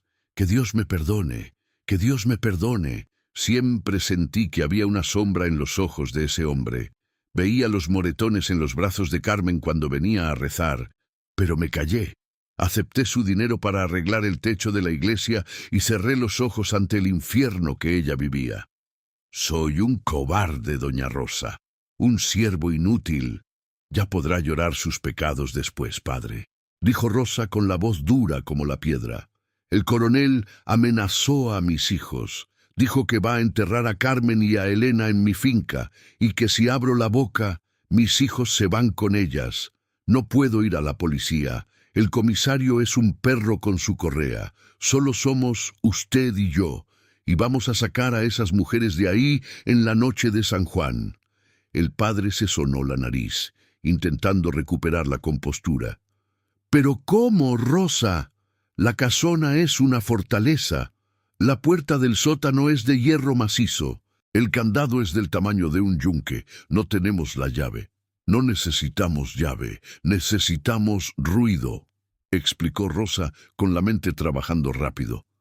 La feria es pasado mañana. Todo el pueblo va a estar en la plaza. El coronel siempre se sube a la tarima a las 8 de la noche para dar ese asqueroso discurso de caridad antes de encender la fogata, ¿verdad? Sí, es la tradición. Le encantan los aplausos. Habla por casi media hora. Pues usted va a hacer que hable por una hora entera. Usted se va a subir a esa tarima, lo va a elogiar, le va a pedir que cuente historias, va a retener al coronel y a todo el pueblo frente a la fogata, mientras los fuegos artificiales estén reventando en el cielo y la banda esté tocando a todo volumen. Yo voy a entrar por la parte de atrás de la casona. «Rosa, la puerta es de hierro. Usted no tiene fuerza para romper eso». Yo me las arreglo. «La desesperación le da fuerza de gigante a una madre», respondió ella. El cura se quedó en silencio por un momento. Entonces Rosa escuchó el sonido de él levantándose y abriendo la puerta del confesionario. Caminó hasta la sacristía y volvió minutos después. Se agachó al lado de Rosa, afuera de la cabina, y le entregó un objeto pesado, envuelto en un trapo grueso de yute. «Cuando remodelamos la iglesia, los albañiles dejaron esto olvidado», susurró el padre, mirando a los lados con miedo. «Es un cincel de acero macizo y una maceta para romper piedra. Pesa casi 5 kilos. Escóndalo en su canasta de dulces. Cuando los primeros fuegos artificiales suban, golpee el candado con toda la fuerza que Dios le dé». Rosa agarró el pesado envoltorio, sintiendo la frialdad del acero a través de la tela. Era exactamente lo que necesitaba. Miró al viejo cura, viendo por primera vez una chispa de valentía en aquellos ojos cansados. «Que Dios se lo pague, padre Ignacio». Rosa se dio la vuelta para irse, con el corazón latiendo fuerte por la promesa de la batalla que se avecinaba. Pero antes de que llegara a la puerta de la iglesia, el cura corrió hacia ella y le agarró el brazo. Con las manos temblorosas, le entregó un objeto pequeño que cabía en la palma de la mano. Era una cajita de fósforos de madera con el emblema de la parroquia grabado en la tapa, de esos que se usaban para encender los pesados cirios del altar. «Llévese esto, Rosa», dijo el padre, con la voz en un susurro grave y misterioso. «El sótano es una oscuridad absoluta y el coronel cortó los cables de luz de allá abajo hace años. Para sacar a esas mujeres de las tinieblas va a necesitar ver el camino». Rosa guardó la pequeña cajita de fósforos en el fondo del bolsillo de su delantal, agradeció con un asentimiento de cabeza y salió a la luz gris de la mañana.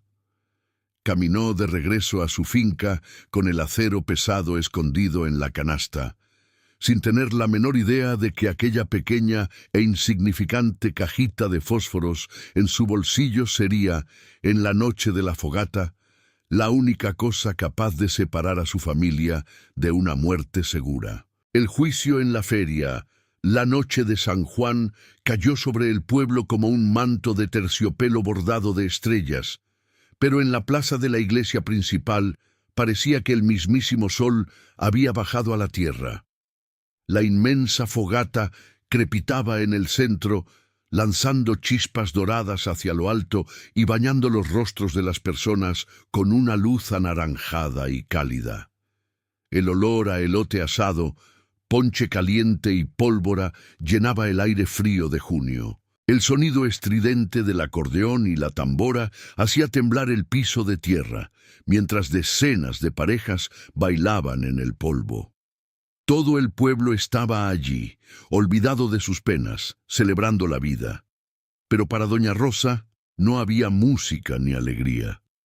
Escondida en las sombras del callejón lateral de la casona, era un fantasma esperando el momento de actuar. El peso del mazo y el cincel de acero dentro de la canasta de paja hacía que le dolieran sus viejos brazos, pero no aflojó el agarre. Su corazón latía al mismo ritmo que los bombos de la banda. A las 8 en punto, la música se detuvo. El murmullo de la multitud disminuyó hasta convertirse en un susurro respetuoso. En la tarima de madera adornada con banderines, apareció el coronel Teodoro Monteiro de Alcántara. Vestía un traje oscuro y una sonrisa amplia que irradiaba una falsa bondad. A su lado, sudando frío y apretando las manos temblorosas, estaba el padre Ignacio. «Mis buenos amigos, mis hermanos de esta tierra bendita». La voz del coronel resonó por los altavoces, gruesa e imponente. La multitud aplaudió. Era la señal. Rosa respiró hondo, se tragó el miedo y empujó la puerta de servicio que ella misma había dejado sin seguro más temprano. La casona estaba completamente vacía y silenciosa, un contraste perturbador con el alboroto que ocurría a menos de 100 metros de allí. A las empleadas les habían dado la noche libre para la fiesta. El camino estaba despejado. Rosa atravesó la cocina a oscuras y el pasillo de tablas enceradas lo más rápido que le permitieron sus piernas. Cuando llegó a la despensa, el olor a especias la golpeó. Empujó el pesado estante de vinos con el hombro, usando el peso de su propio cuerpo. El mueble crujió, deslizándose lo suficiente para revelar la monstruosa puerta de hierro incrustada en la piedra. Afuera, el primer cohete subió a los cielos, explotando con un estruendo que hizo temblar las ventanas de vidrio. Rosa sacó el cincel y el mazo de la canasta. Encajó la punta afilada del acero justo en la ranura del candado oxidado. Le temblaban las manos, pero pensó en Miguel. Pensó en Clara y en Joseíto. Pensó en el llanto de Elena. Levantó el pesado mazo de romper piedras por encima de su cabeza. ¡Bum! Otro cohete explotó en el cielo. En el segundo exacto del estallido, Rosa bajó el mazo con toda la fuerza que la desesperación de una madre podía invocar. El impacto del hierro contra el acero soltó chispas en la oscuridad. El choque subió por los brazos de Rosa, adormeciéndolos hasta los hombros, pero el candado no se rompió. En la plaza, el padre Ignacio le quitó el micrófono de las manos al coronel. «Hijos míos», la voz del cura temblaba, pero sonaba alta, «antes de que nuestro benefactor encienda la fogata, yo necesito que nos cuente más, que nos cuente sobre la fundación de nuestro hospital. Hable, coronel, háblele a esta gente sobre su inmensa caridad». El coronel frunció el ceño, sorprendido por la interrupción del cura, siempre tan sumiso, pero la vanidad habló más fuerte. Sonrió, recuperó el micrófono y empezó a dar un discurso sobre sus propias grandezas. El padre había ganado tiempo. En la despensa Rosa golpeó de nuevo, y otra vez. Con cada cohete que reventaba en el cielo, ella asestaba un golpe brutal. Las manos le empezaron a sangrar, con la piel fina desgarrada por la fricción con el mango de madera rústica del mazo. El sudor le escurría por los ojos, ardiéndole, pero no se detenía. Era la fuerza de una leona luchando por la vida de sus crías. Al quinto golpe, acompañado por una batería de fuegos artificiales, resonó un chasquido seco. El grueso arco de latón del candado se partió por la mitad. Rosa soltó las herramientas en el suelo, jadeando, con los pulmones ardiéndole por la falta de aire. Tiró del pestillo y, con un gemido de esfuerzo, abrió la pesada puerta de hierro. Una ráfaga de aire helado con olor a moho, tierra húmeda y enfermedad le sopló en la cara. Era la respiración de una tumba. La oscuridad allá abajo era absoluta. Rosa metió la mano en el bolsillo del delantal y sacó la cajita de cerillos que le había dado el cura. Raspó el primer fósforo. La pequeña llama amarilla iluminó una escalera de piedra empinada y resbaladiza. Protegiendo el fuego con la mano en forma de cuenco, empezó a bajar. «¿Elena?», susurró Rosa hacia las tinieblas. «¿Doña Carmen?». «Aquí», respondió una voz débil y ronca desde el fondo. Cuando Rosa llegó al último escalón, el cerillo le quemó los dedos y se apagó. Encendió otro rápidamente. La luz reveló un sótano con piso de cemento rústico. En un rincón, sobre un colchón delgado y manchado de humedad, estaba doña Carmen. La mujer que un día había sido la más hermosa del pueblo, ahora era solo piel y huesos, con el cabello blanco y ralo, los ojos hundidos y perdidos, en un rostro consumido por la enfermedad y la falta de sol. A su lado, sosteniéndole la mano, estaba Elena, temblando de frío y de pavor. «Doña Rosa», lloró Elena, levantándose con dificultad. «Usted vino...» «Te lo prometí, mija», dijo Rosa, con la voz entrecortada, corriendo a abrazar a la joven. El olor a abandono le partió el corazón a la viuda. «No tenemos tiempo. Todo el pueblo está en la plaza. Vamos a salir de aquí ahora mismo». «Mi mamá no puede caminar», sollozó Elena. «Está muy débil». La tos empeoró. Rosa se arrodilló al lado de Carmen. La mujer la miró con ojos que parecían pertenecer ya al otro mundo. «Déjeme aquí», susurró Carmen con la voz fallando. «Salve a mi niña, salve a Elena». «Yo no dejo a nadie atrás. Ninguna madre se queda atrás hoy», respondió Rosa con una firmeza que no admitía discusión. «Elena, agárrale el otro brazo, pásatelo por encima del hombro. Vamos a cargarla. La subida fue un calvario. Cada escalón era una victoria conquistada con sudor y lágrimas». Carmen gemía de dolor, arrastrando los pies descalzos sobre la piedra.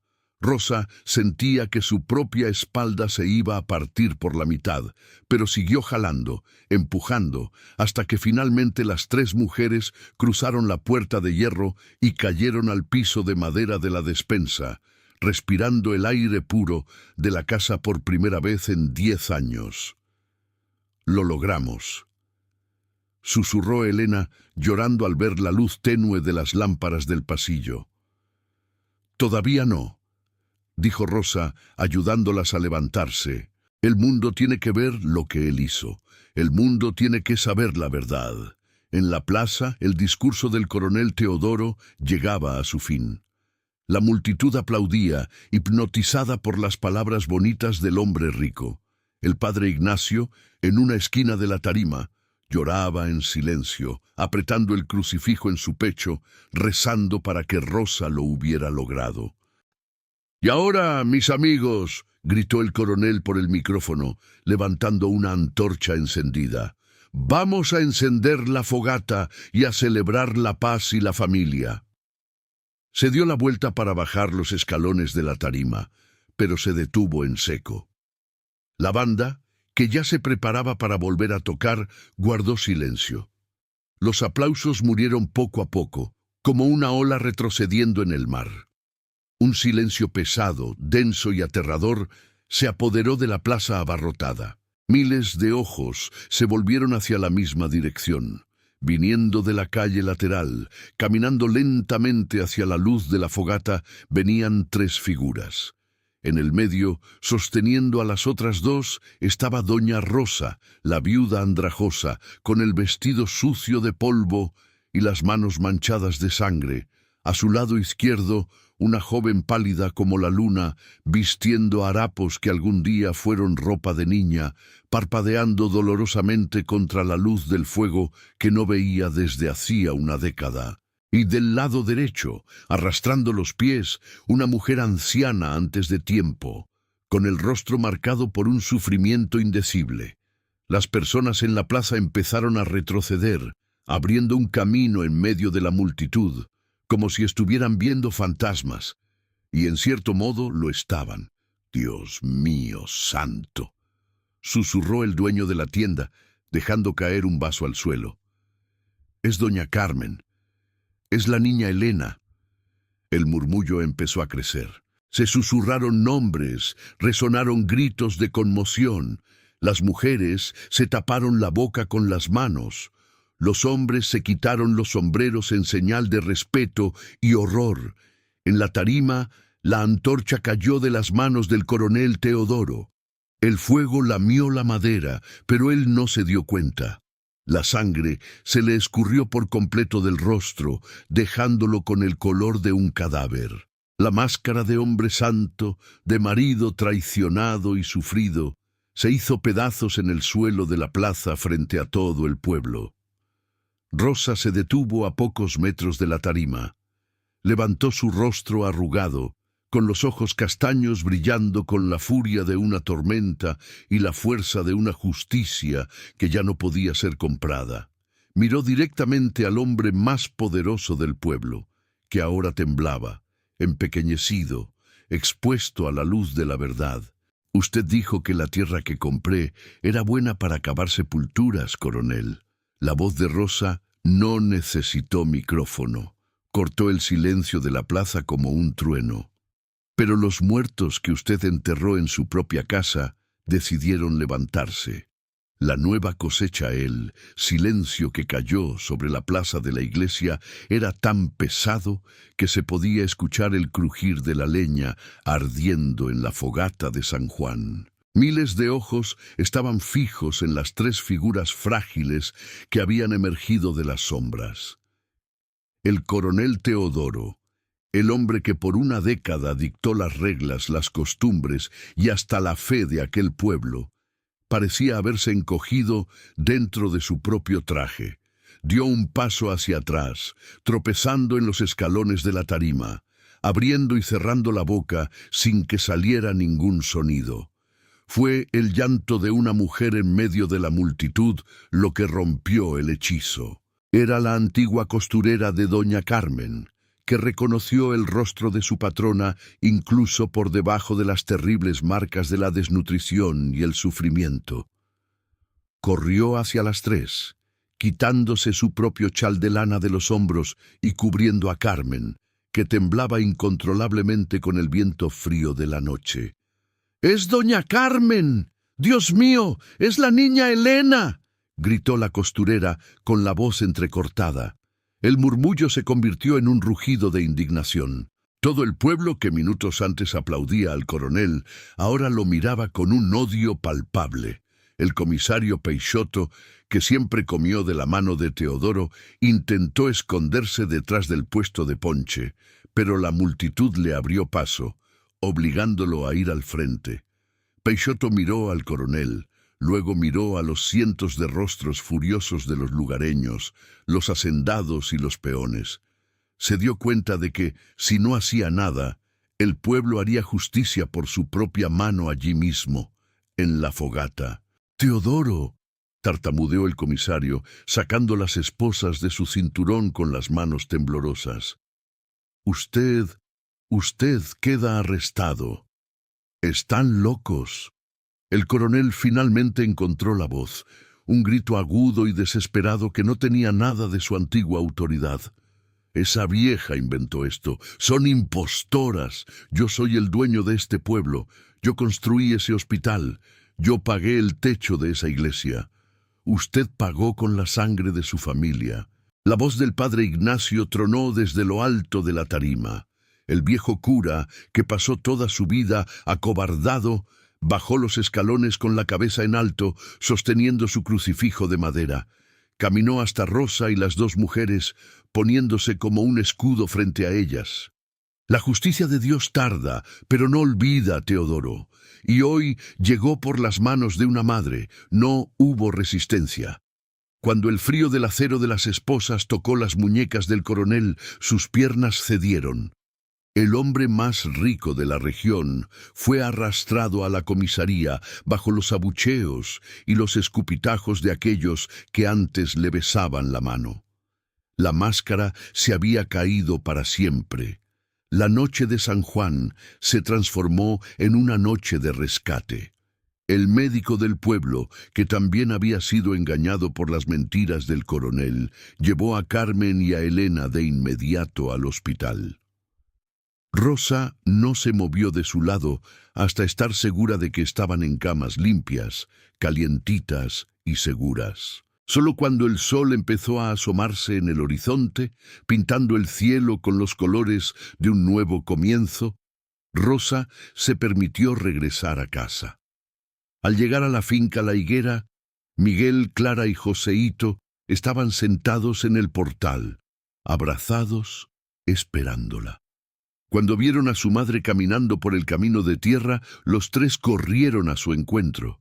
Rosa cayó de rodillas en el polvo, abrazando a sus hijos con una fuerza que venía del alma. Las lágrimas que había aguantado por tantos días finalmente rodaron libres.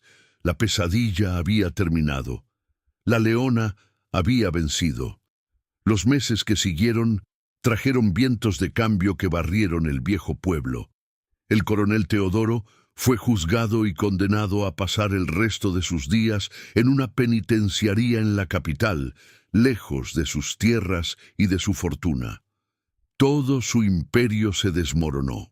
La inmensa casona de la plaza, que por tanto tiempo escondió una tumba de concreto, fue confiscada por la justicia. Doña Carmen, que poco a poco recuperaba la salud y el color en las mejillas, decidió que no quería ni un centavo de ese dinero sucio para ella.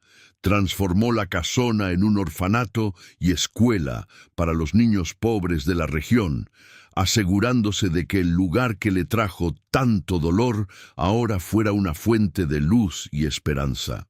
La mayor transformación, sin embargo, ocurrió en la finca La Higuera. La tierra que todos decían que estaba maldita, la tierra que el diablo había olvidado, demostró ser la más fértil de toda la región.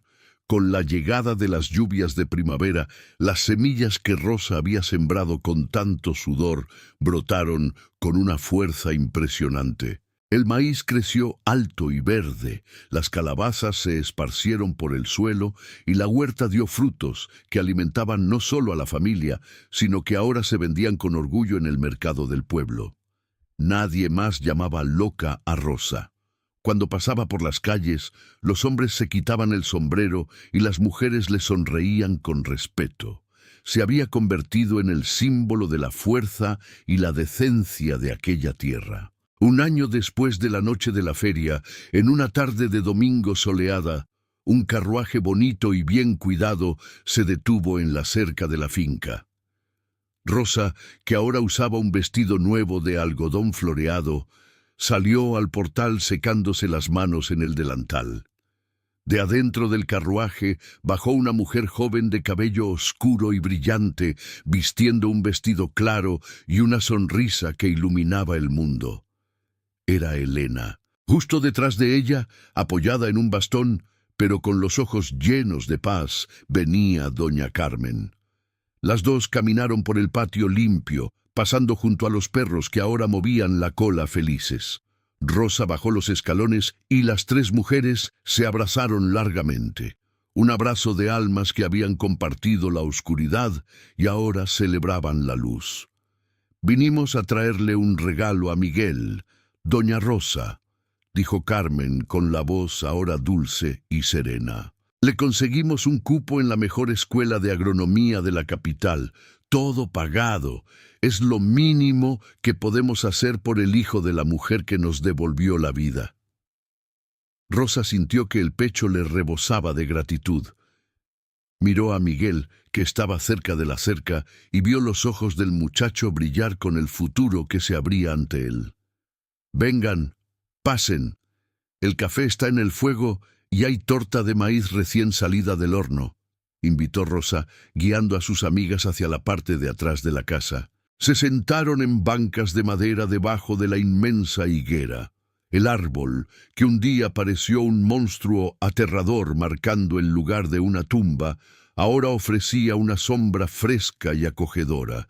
La tierra alrededor de sus raíces, donde el baúl de óxido y lágrimas había estado enterrado, ahora estaba cubierta por una era vibrante de flores coloridas que Rosa había plantado. Mientras tomaban el café y veían al pequeño Joseíto correr detrás de las mariposas, Rosa miró el cielo azul a través de las hojas verdes de la higuera. Sonrió, una sonrisa profunda y verdadera. Había aprendido que no existe tierra maldita, así como no existe maldad que dure para siempre cuando una persona de bien decide enfrentarla.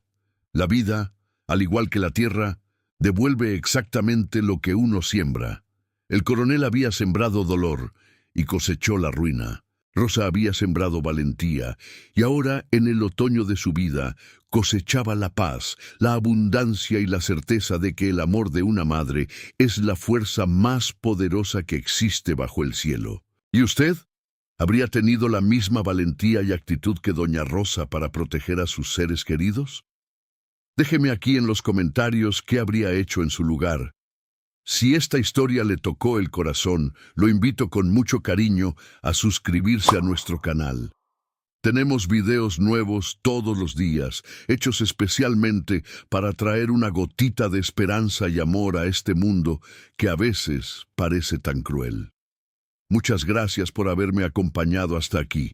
Que Dios lo bendiga y hasta la próxima historia.